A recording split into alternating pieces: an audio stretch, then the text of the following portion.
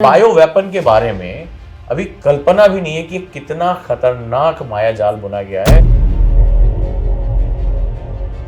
जब हम मूवी खोल के देखते हैं तो हीरो पी रहा है, स्मोक कर रहा है, ये चीजें हो रही हैं, तो हमारे बच्चों तक वो बात पहुंच रही है, वो हमारे इंटरनेट से पहुंच रही है।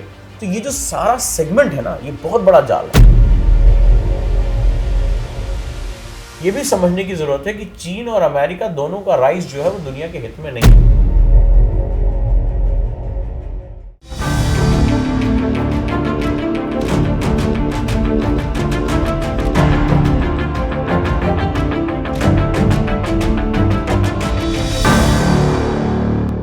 What goes comes around, यानी कि जो जैसा करता है वो वैसा भरता है। अब आप सोच रहे होंगे कि आखिर मैंने ये कहावत क्यों कही है। आज इसी पर बात करेंगे व्यू पॉइंट में। नमस्कार दोस्तों, मैं इंदु हाड़ा और आप देख रहे हैं हमारा खास प्रोग्राम व्यू पॉइंट, जिसमें आप जानते हैं कि हम चर्चा करने के लिए बुलाते हैं हमारे गाइड ओजांग सर को। सर, आपका बहुत बहुत स्वागत है। थैंक यू आप सभी का। सर, ये कहावत कहने के पीछे जो मेरा तात्पर्य था वो ये था कि जिस देश के शहर से एक वायरस निकला और दुनिया के देश किसी तरीके से उसे निपटने में कामयाब हो पाए, लेकिन आज वो देश ही सबसे ज़्यादा बुरी तरीके से प्रभावित है। उस देश में जिस तरह का विरोध पनप रहा है, वो वजह जो है कहीं ना कहीं वो वायरस है। और हम बात कर रहे हैं यहाँ पे कोरोना वायरस की, जिसे समझा जाता था कि एक नेचुरल वायरस है जो कि अचानक से कहीं से आ गया है और लाखों मौतों का कारण बना है। लेकिन हाल ही के सर एक अमेरिकी साइंटिस्ट है जिनका नाम है एंड्रू हफ, जिन्होंने अपनी किताब द ट्रुथ अबाउट वुहान, ये जो साइंटिस्ट है एंड्रू हफ, ये कई लंबे समय तक इन्होंने चीन की जो वुहान इंस्टीट्यूट ऑफ वायरोलॉजी, एक जो चीन की लैब थी, इसमें लंबे समय तक उन्होंने काम किया है। और उन्होंने ये खुलासा अपनी बुक में किया है कि ये कोई नेचुरल वायरस नहीं था, बल्कि ये एक मानव निर्मित वायरस था जो कि चीन की वुहान लैब में तैयार किया गया। सर, ये वायरस या तैयार किया गया या ये एक मानवीय भूल थी या प्रयोग के दौरान, रिसर्च के दौरान ये चूक हुई, ये जो भी हुआ हो, लेकिन आज इसकी वजह से दुनिया में जो मौतों का आंकड़ा है वो 66 लाख से पार निकल चुका है और 64 करोड़ से ज़्यादा जो लोग हैं इससे संक्रमित हुए हैं।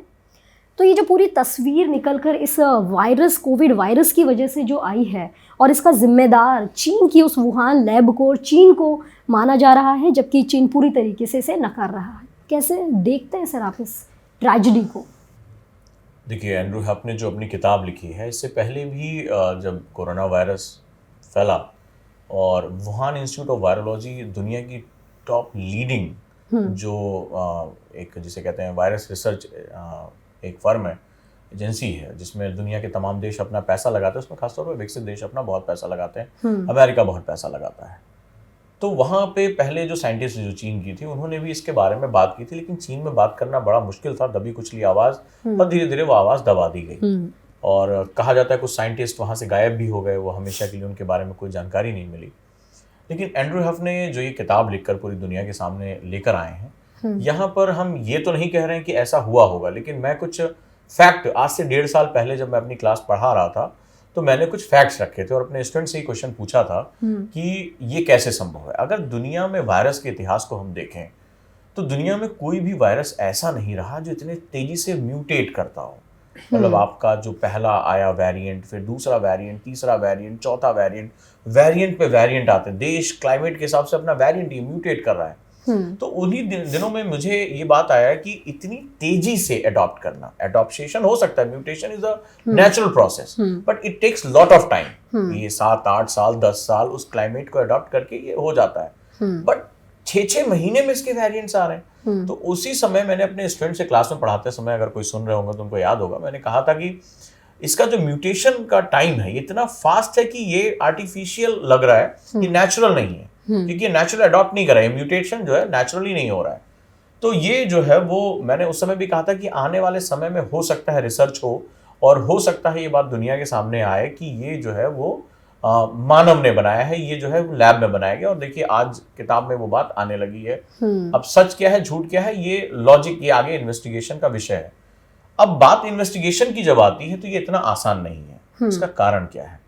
एंड्रू हफ ने अपनी किताब में जो बताया, पहला कि ये बात चीन से निकली, जो उनका वुहान इंस्टीट्यूट ऑफ वायरोलॉजी में, चीन एक ऐसा देश है जहां से खबर निकलना भी अपने आप में बड़ी मुश्किल बात होती है, तो लैब से इतनी बड़ी जानकारी का निकलना तो लगभग नामुमकिन है। दूसरा, उन्होंने अपनी किताब में अमेरिकन फंडिंग की बात की है।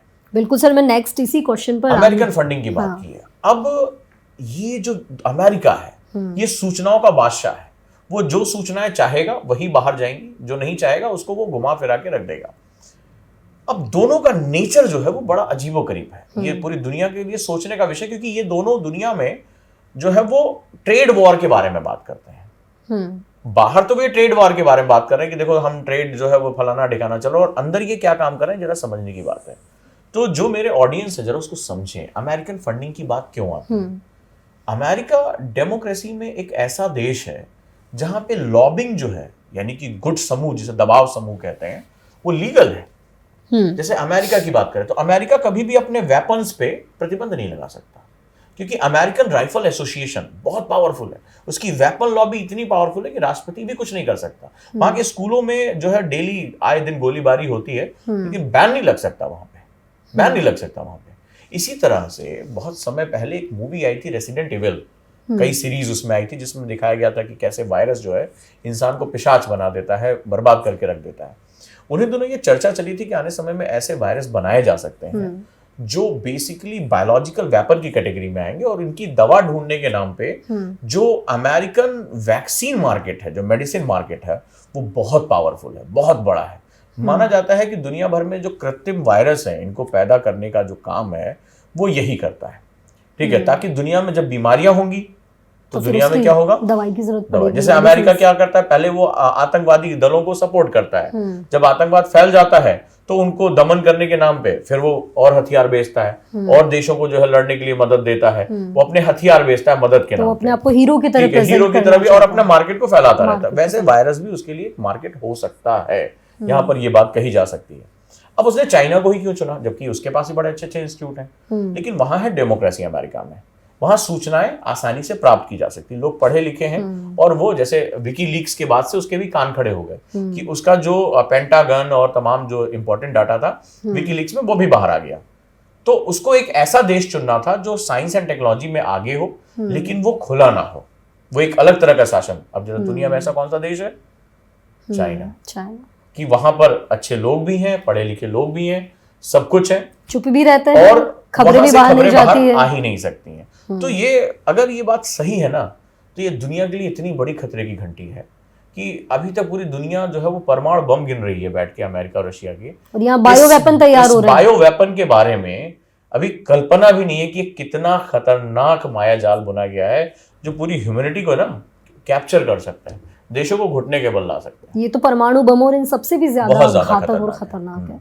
बिल्कुल, शायद इसी वजह से जो है एंड्रू हफ ने साफ तौर पे कहा है कि ये अमेरिका के ऊपर भी उन्होंने सीधा सीधा आरोप इस पर लगाया है कि उसकी वजह से जो है ये वायरस का निर्माण हुआ। ये तकनीक जो है अमेरिका ने चीन को दी थी, और अमेरिका को भी ये चीज़ पता थी, लेकिन फिर भी उन्होंने इस सूचना को बाहर नहीं किया। तो सर ऐसे में मतलब कोई दुनिया के कोई देश इस तरीके से कैसे गैर जिम्मेदार हो सकते हैं? मतलब चीन की वुहान लैब में ये हुआ, उसकी जिम्मेदारी चीन लेने को तैयार नहीं है, ये गैर जिम्मेदाराना हरकत है। उसके अलावा अगर अमेरिका भी कहीं ना कहीं अगर इसके सपोर्ट में है और उसने सूचना को छिपाया है, तो ये अपने आप में एक पनिशेबल एक्ट है। तो मतलब ऐसे पॉसिबल भी कैसे हो सकता है कि दुनिया के लिए इतना बड़ा काल जो है कुछ देश मिलकर या इस तरीके की मतलब स्ट्रैटेजी या ट्रेजेडी तैयार कर सकते हैं, मौतें तैयार कर सकते हैं? देखिए, अभी ये कहना बहुत स्पष्ट नहीं है कि वायरस जो है वो जानबूझकर बाहर किया गया है अनजाने में, क्योंकि इन दोनों देशों को भी नुकसान हुआ है।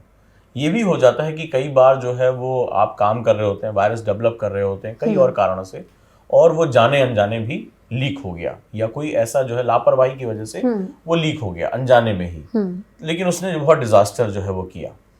और इस वायरस को बनाने के पीछे क्या पर्पस था ये भी अभी तक पता नहीं है। ये मेडिसिनल वैल्यू की वजह से था या किसी अन्य कारण से था, ये भी अभी तक किसी को दुनिया को पता नहीं चला।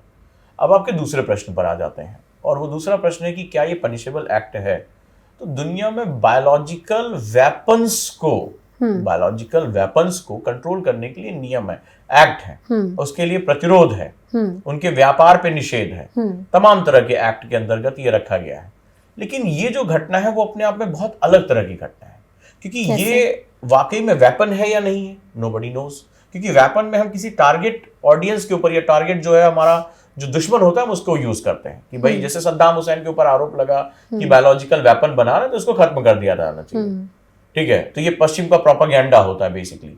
लेकिन इस केस में ये वेपन की कैटेगरी है या नहीं है, क्योंकि आप मेडिकल वैल्यूज और वेपन वैल्यूज के बीच में अभी भी आप दुनिया इसके बारे में जानती नहीं। एक थिन लाइन है जिसको हम नहीं समझ पाते हैं कि is it for the medicinal use, कि आप बीमारियों के इलाज में आप इस तरह के वायरस डेवलप कर रहे हैं। जैसे पोलियो वायरस हो गया तो उसका वैक्सीन भी क्या है, एक तरह का वायरस ही है। तो एक कंट्रोल करना चाहते हैं कि दुनिया में आप बीमारियों को खत्म करना चाहते हैं, तो अभी तक वो अंतर ही नहीं है, पता है, डिफिनीशन ही नहीं है। तो अगर जब तक हम इसको बायोलॉजिकल वेपन की कैटेगरी में रखेंगे नहीं तब तक हम पनिश नहीं कर सकते। तो इसमें दोनों देशों को पता है कि उनका कुछ नहीं बिगड़ने वाला। लेकिन दुनिया के सामने जो चित्र आ रहा है वो ये आ रहा है कि पर्दे के आगे वो एक दूसरे को ट्रेड वॉर दिखा रहे हैं और पर्दे के पीछे वो एक इतना घिनौना एक्ट कर रहे हैं। ये भी समझने की जरूरत है कि चीन और अमेरिका दोनों का राइज जो है वो दुनिया के हित में नहीं है, और अमेरिका का राइज तो नहीं है, मैं इसमें कोई डाउट ही नहीं रखता हूँ।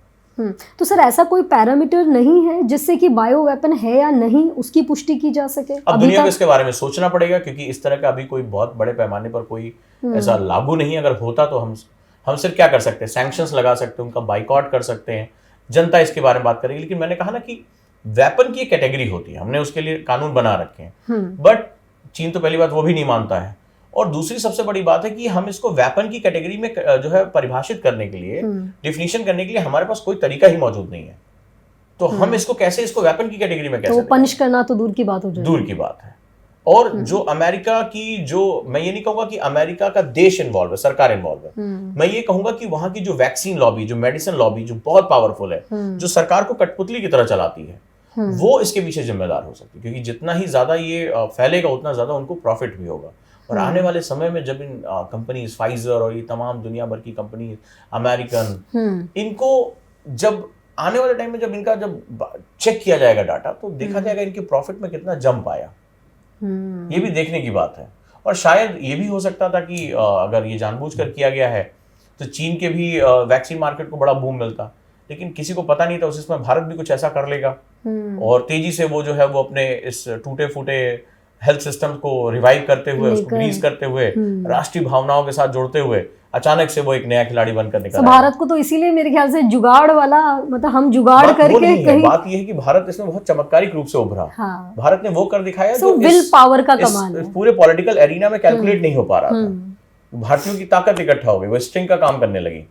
तो ये भी बहुत संभावना है। अब देखते हैं कि भविष्य में ये चीजें किस रूप में सामने आती हैं। सर भविष्य की जब आप बात करते हैं तो दिमाग में एक और क्वेश्चन आता है कि अभी हम ज़ॉम्बी वायरस का भी नाम सुन रहे थे, तो साइंटिस्ट इस तरीके से अलग अलग वायरस पे जब रिसर्च करते रहते हैं और बात की जाए कि एंड्रू हफ ने बोला था कि सुरक्षा के इस तरीके के इंतजामात नहीं है और पता भी चल गया, उसके बाद भी उन्होंने बहुत उसे लापरवाही के साथ वो किया, तो ऐसे में क्या फ्यूचर में भी इस तरीके की पॉसिबिलिटी बन सकती है? और अगर बनेगी तो कैसे उस चीज को हैंडल किया जाएगा? कोई इनकार नहीं कर सकते, क्योंकि देखिए क्या होता है ना, जब आप जब बाजार अर्थव्यवस्था में होते हैं तो आप लाभ के लिए पहले काम करते हैं। फिर जब आपका लाभ बढ़ने लगता है तो आप बाजार को कब्जा करने के लिए बढ़ते हैं। तो ये जो पूरा मोनोपोलिस्टिक मार्केट क्रिएट करना है, ये तभी होगा जब आपके कंपटीशन में कोई ना हो, जब आपकी चीजों का डिमांड हो। और ये आप ये सोच रहे हैं कि सिर्फ ये वायरस या वैक्सीन का मामला नहीं, आप जरा लिंक जोड़िए पूरी दुनिया में, आतंकवाद, डाटा सिक्योरिटी, ड्रग्स, वायरस, ये पूरी दुनिया में एक खेल चल रहा है जो आम आदमी की समझ से बहुत ऊपर है। ये data security, data leakage, dark web, ये जो कुछ भी, क्रिप्टो करेंसी, ये सब कुछ जो हो रहा है ना, वो एक अलग ही दुनिया, अलग ही जाल है, अलग जाल है। ये मतलब ये बहुत गहरा है। इसके बारे में हम इसको अगर खंड खंड के रूप में समझेंगे कभी समझ ही नहीं पाएंगे। मतलब आम जनता के सामने तो बस कोई भी टॉपिक उठा के वो उसको बरगला देते हैं। बड़ा सेगमेंट है जो मतलब आपका डाटा, आप क्या खाते पीते हैं, आपको क्या पसंद है, नापसंद है, एक तरह से हम किसे कहते हैं, बिहेवियर स्लेव हो जाएंगे। हम अपनी जो है व्यवहार के गुलाम हो जाएंगे। हम जो करते हैं, हमारा सब कुछ रिकॉर्ड है, मशीनें हमें पढ़ रही हैं, कंपनीज हमें पढ़ रही हैं, ठीक है, वो सब कुछ। मतलब अगर हम ड्रग्स को देखें तो आज ड्रग्स कोई ऐसा नहीं कि कोई गरीब आदमी लेते घूम रहा है। आज बड़े बड़े अमीरों के बच्चे शौक में, पार्टीज में, लड़के लड़कियां, ड्रग्स और जो है ड्रिंकिंग, ये कहां से आ रहा है? जब आप मूवी खोल के देखते हैं तो हीरो पी रहा है, तो हीरो पी रहा है, स्मोक कर रहा है, ये चीजें हो रही हैं, तो हमारे बच्चों तक वो बात पहुंच रही है, वो हमारे इंटरनेट से पहुंच रही है। तो ये जो सारा सेगमेंट है ना, ये बहुत बड़ा जाल है। तो ये मामला सिर्फ वैक्सीन का नहीं है, ये मामला है मोनोपोली का। ये मामला है कि पूरी दुनिया को, देश नहीं, मैं देश की बात नहीं कर रहा हूं, बड़े ध्यान से सुनना, ये पूरी दुनिया को कठपुतली की तरह नचाने के लिए तुम्हारी जो जरूरतें हैं, तुम क्या खाओगे, क्या पसंद करोगे, क्या नापसंद करोगे, क्या चाहिए, क्या नहीं चाहिए, कोई और कब बीमार पड़ोगे, कब तुम्हें कौन ठीक करेगा, सब कुछ पहले से ही प्रोग्राम हो जाना है। वो जो मैट्रिक्स मूवी देखी थी, वो कोई किंवदंती नहीं, वो सत्य हो जाएगी। सब कुछ एक प्रोग्राम बन जाएगा और कुछ लोग इसको पूरा चलाएंगे। कब कौन सी सरकार बनेगी, कहां डेमोक्रेसी होगी, कहां ऑटोक्रेसी होगी, सब कुछ कठपुतली की तरह। कौन किसके खिलाफ लड़ेगा, आतंकवाद की क्या परिभाषा होगी, किसको किसके खिलाफ लड़ना है। आप देखिए, जो पावरफुल देश है वो रातों रात अपनी परिभाषा बदल देते हैं। ट्रेड की बात करें, उनके फेवर में हो तो ये होगा, उनके फेवर में अगर अमेरिका अपने किसानों को सब्सिडी दे तो वो आंतरिक मामला है, भारत अपने किसानों को सब्सिडी दे तो वो जो है वो क्या हो जाएगा कि वो व्यापार नियमों का उल्लंघन कर रहा है। बिल्कुल बिल्कुल। तो बड़ी सिंपल सी कहावत होती है ना कि गरीब की मेहरारू गांव की भौजाई, बिल्कुल वही वाली हालत हो गई है। तो ऐसे देश जो है ना, पूरी दुनिया में एक अलग ही लेवल इस समय पॉलिटिक्स का चल रहा है, जिसको आम जनता तक कोई खबर नहीं है। सब कुछ, सारी चीजें, तो ये एक बहुत बड़ा नेक्सस है जो हमें समझना पड़ेगा। बिल्कुल सही कहा सर आपने। मतलब आपने जो आज के व्यू पॉइंट में जो पॉइंट शेयर किए वो वाकई चौंकाने वाले हैं, या उन पर यकीन करना मुश्किल है, लेकिन सच तो ऐसा ही है और सच हमेशा कड़वा ही होता है। दुनिया में ऐसी बहुत सारी चीज़ें चल रही है जिनको शायद आप और हम नहीं समझते होंगे, लेकिन इन सारी चीज़ों से और इन सारे विषयों पर अलर्ट रहने की और अवेयर रहने की बहुत ज़्यादा ज़रूरत है। उम्मीद करते हैं कि आपको आज का ये व्यू पॉइंट ज़रूर पसंद आया होगा। कौन सा पॉइंट आपको सबसे ज़्यादा अच्छा लगा, किस पॉइंट को लेकर आपकी और भी ज़्यादा उत्सुकता है जानने की, हमें कमेंट बॉक्स में लिखकर ज़रूर बताइएगा। सर, आपका बहुत बहुत धन्यवाद आज के इस इंटरेस्टिंग सेशन के लिए। Thank you so much. आप सभी का। और जाते जाते मैं बताता चलूँ कि जो हमने एक बहुत बड़ा आंदोलन शुरू किया 99 रुपये में IAS प्रीलिम्स पढ़ाने का, CSAT पढ़ाने का, और अब हम 99 रुपये में लेकर आए हैं इंग्लिश के कोर्स, जो आपके प्रेसिस राइटिंग, वोकैबुलरी, ग्रामर के लिए बहुत इंपॉर्टेंट है। वो भी Ojaank any time learning app पे शुरू हो चुका है। जो बच्चे इसके साथ जुड़ना चाहें वो जुड़ें, क्योंकि इन सभी कोर्सेज की जो अंतिम तारीख है वो 20 दिसंबर है। इस महाअभियान का जो समापन है वो हम 20 दिसंबर करेंगे। जो चीज़ शुरू होती है वो खत्म भी होती है, उसी परंपरा में हम 20 दिसंबर को इसको ख़त्म करेंगे। तो अगले जो समय है उसके साथ आप जुड़ जाएं और ओजांक एडू ऐप की जगह Ojaank any time learning app download करें। जो पहले से परचेस कर चुके हैं वो सिर्फ अपना लॉगिन ID डालें, हम उनको वहाँ शिफ्ट कर देंगे। और बढ़िया से क्लासेस चल रही है, CSAT की भी और GS की भी, और इसका आनंद उठाएं, आगे बढ़ें और सफल हो जाएं। हमारे इस महाअभियान का हिस्सा आप भी बनिए और ज़्यादा जानकारी के लिए दिए हुए नंबर पर कॉल करें। सर, आपका बहुत बहुत धन्यवाद।